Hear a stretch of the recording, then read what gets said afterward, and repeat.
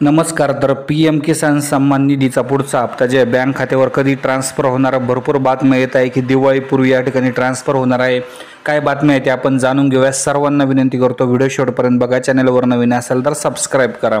राज्यामध्ये जर बघितलं तर जे आहे आता मोठ्या प्रमाणात अतिवृष्टी आणि पिकांचे नुकसान झालेले आहे. त्यातच जर बघितलं तर जे आहे केंद्र सरकारने मोठा दुजाभाव या ठिकाणी केलेला आहे. त्यांनी जम्मू काश्मीर त्याचप्रमाणे उत्तराखंड, पंजाब या राज्यांना ॲडव्हान्समध्ये PM किसानचा हप्ता दिलेला आहे. मात्र महाराष्ट्रातील शेतकऱ्यांना अजूनही प्रतीक्षा आहे की PM किसान सन्मान निधी योजनेचा पुढचा हप्ता कधी मिळणार. सध्या जर बघितलं तर महाराष्ट्रामध्ये सुद्धा जे मराठवाडा, खास करून पश्चिम महाराष्ट्रामध्ये मोठ्या प्रमाणात अतिवृष्टीमुळे नुकसान झालेले होते. मात्र जर बघितलं तर जे आहे सरकारने मोठा दुजाभाव या ठिकाणी केलेला आहे. शेतकऱ्यांना, महाराष्ट्रातील शेतकऱ्यांना सुद्धा मोठे नुकसान सोसावे लागत आहे.